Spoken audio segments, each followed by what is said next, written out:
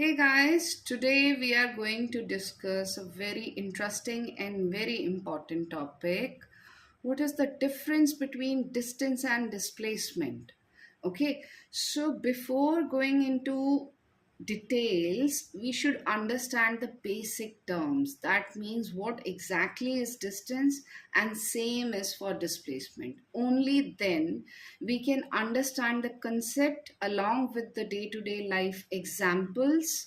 Okay, and we will be able to find exact difference between these two terms, right? Now both are lengths. This is very clear to us. So technically distance should be same as that of displacement, but it is not so. How? So with the help of examples, I'm going to explain it. Now we are going to discuss the concept along with the examples. Like I told you, right? I have taken this example because we should have the quality content to write in the exam, right? After understanding the concept.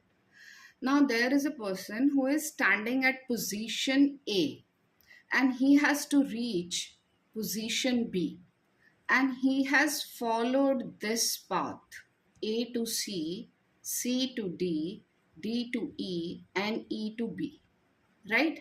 So what is A? A is called initial position of the person and B is final position of the person, right? And the path is the actual route which is followed by the man, right?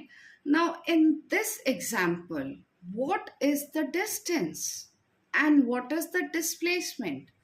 If I talk about distance, then I should write this thing. But why?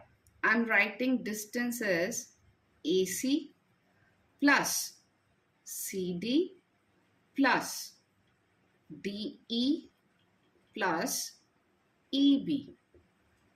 This is distance.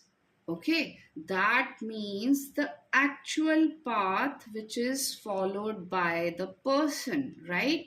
To reach from initial position to final position. It could have been more zigzag. Okay, it could have been right in the form of semicircles and zigzags and more triangles. Now, what is the actual path? This is called distance. But what is the displacement? Now that creates confusion because our topic is what is the difference between these two? And displacement is what? AB. So I have not marked here, right? So this is, I'm writing with dotted lines just to distinguish between the distance and the displacement. A to B directly. So how? This is different from this. So it will be called the shortest path. So the displacement is always the shortcut between the initial and the final position. But we cannot change distance. Distance, whatsoever be the rounds, zigzags, or twists and turns, we have to follow the actual path. But in displacement, we always look for the shortest path between the initial and the final position. That's how these two terms are absolutely lengths measured in meter, kilometer, but these are different in this way. This is actual, this is shortest.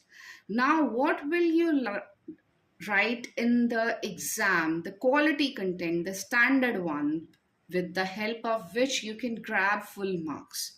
I'm going to tell you that. Now, this is the quality content you can write in your exam. Like, first section is, first bullet point is definition of the distance. It is the actual length of the path covered by the object. This point is really important. Okay, irrespective of the direction in which the object travels. That means whatever be the direction, we have to calculate the total actual route. Okay, so this is the standard quality definition of distance. Next bullet point you can include whether it is a vector quantity or scalar. Scalar quantity, that means it is having only magnitude.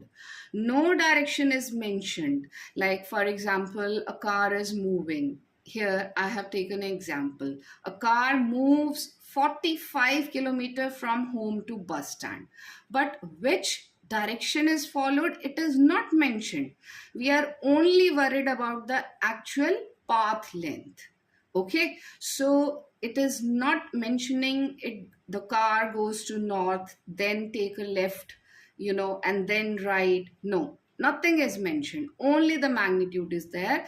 That's why it is scalar quantity. Now the next will be SI unit.